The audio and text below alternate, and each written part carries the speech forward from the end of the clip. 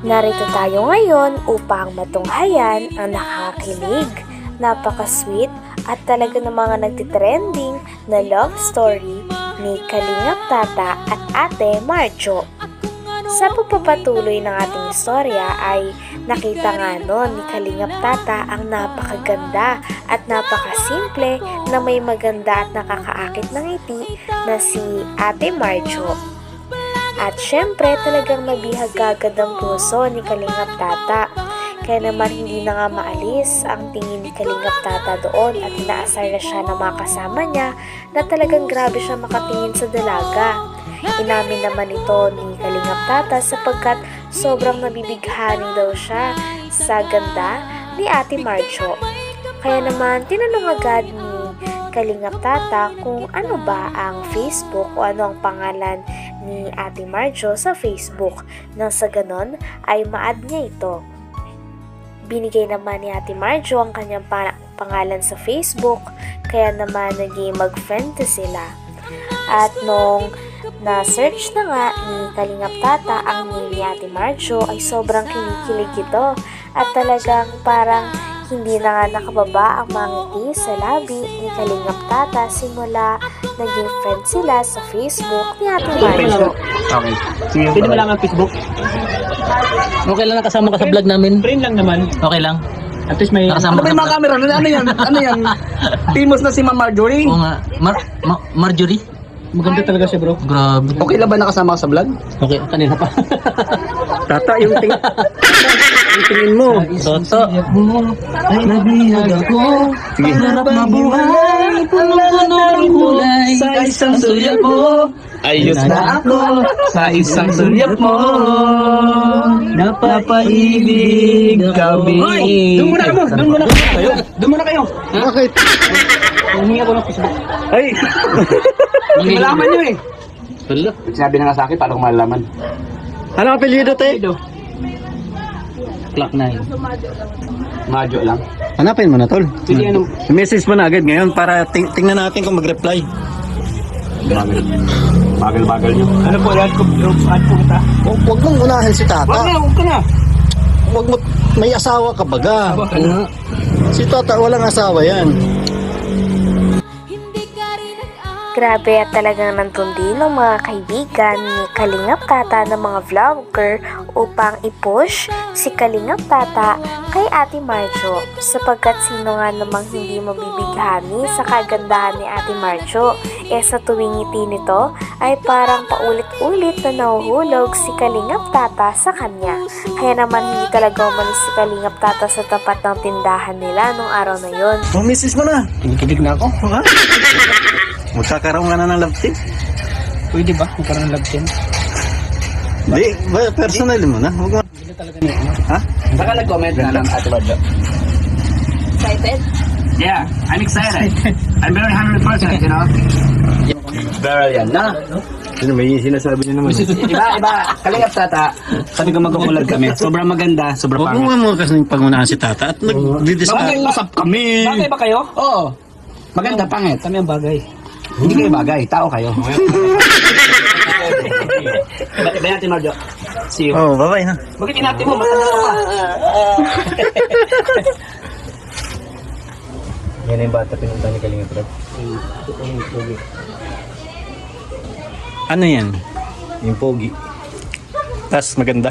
Hindi, yung pogi na. May tsura yung pamangkin. Pinsan pala, hindi pamangkin. Pinsan. Ba't ang dami dito, Ate Marjo, magaganda sa lugar niyo? Ba't isa ka na dun sa pinakamaganda dito sa lugar mo? Siguro dati itong lumalaban dito sa competition sa natin. Oo. Hindi. Talagang tinago mo lang ang beauty mo, no? Dahil nga medyo nagtagal sila doon ay mas nakilala pa nila si Ate Marjo. Nalaman nga nila na si Ate Marjo pala ay magpupulis at wala daw itong boyfriend sa kasalukuyan. Siya daw ay single kaya naman sabi ni Kalingap Tata ay bagay na bagay daw sila sapagkat single si Ate Marjo at single din naman daw siya. Tinanong din nila kung ilang years na bang single si Ate Marjo at sagot nito ay 5 years na single na din daw ito. Nagtanong din sila kung may naging boyfriend na ba si Ate Marjo. At sagot naman ni Ate Marjo ay dati daw, ngunit isa lang at nagtagal ito ng 4 years. Kaya naman sabi ni Kalingap Tata ay okay daw yun sapagkat ngayon ay single na siya at single na rin si Kalingap Tata.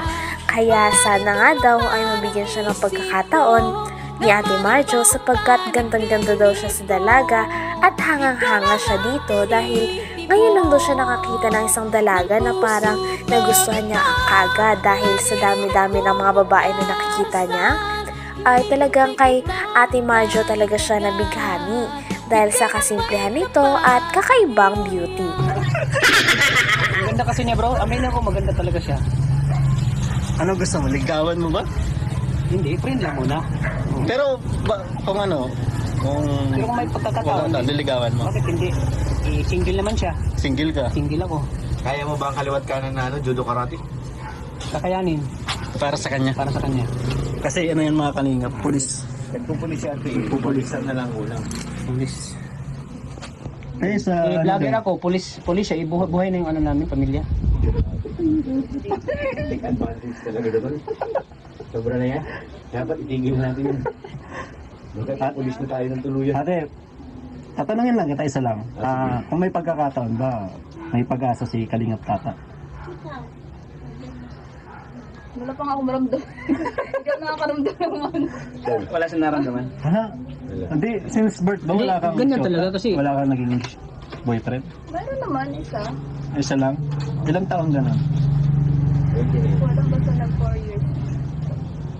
Uy, basta na-count. 4 years na sila. Ano sabi mo ta? Ano sabi mo? 4 years daw? Naging sila. Matagalan pala to? Pang ano? Pang long term? Ngayon, wala na sila. Wala na daw matagal. Ilang taon natin wala na? Ay, 5 matagal na to. Bakit anong Huwag mo nang tanongin ang dahilan. ay, sige. Grabe at parang sobrang tagal talaga nila Kalingap Tata at ng mga kasama niya noon sa tapat ng tindahan nila Ate Marjo sapagkat hindi nagsasawa si Kalingap Tata na makita ang napakaganda at napaka-angelic na beauty ni Ate Marjo. Talagang na-appreciate na daw ito sapagkat sa dinami-dami niya daw pinupuntahan na lugar at nakakasalamuhang mga babae ay marami na daw siya mga nakitang mga mukha.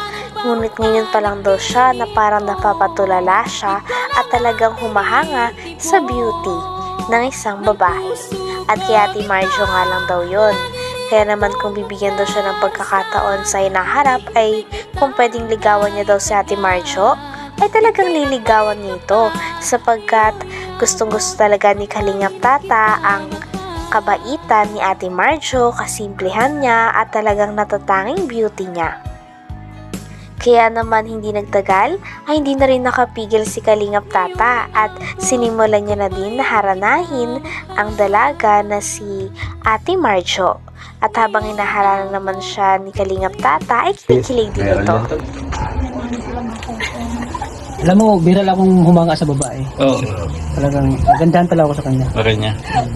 Alam mo, tiyaga lang. Ako, marami na akong na-encounter ng mga babae ito. Tiyaga Marami akong nakita. Pero makukuha mo din si Marjo. parang kaiba yung ganda niya. Kung Philippine beauty. Pinay beauty. Dawi siya mag-smile. Ang ganda niya mag-smile. Saan ba? Smile daw. Smile daw. Oo, tingnan mo. Sa smile, sa ngiti pa lang. Inuutol niyo. Hindi ah. Yun, marami. Dami nga, nangakan eh. Hindi mo alam, pinapangarap ko ikaw ay akin. Ay, grabe. On the spot ha? Sige, tuloy mo ton. Walang labi. Ay, mapula talaga ang labi niya. Natingkad mong ngiti. Matingkad talaga ang ngiti. Maabot hanggang sa langit. Grabe talaga ang pagkanta nun ni Kalingap Tata. Talagang galing na galing sa puso ang bawat lyrics na binabanggit niya sa kanta. Talagang kitang-kita natin na nahulog na talaga sa kagandahan ni Ate Marjo si Kalingap Tata. Hanggang dito na lamang muna ang ating nakakakilig, napaka-sweet at sobrang nagtitrending na istorya ni Kalingap Tata at Ate Marjo. Maraming salamat sa inyong panonood. Hanggang sa muli. Bye!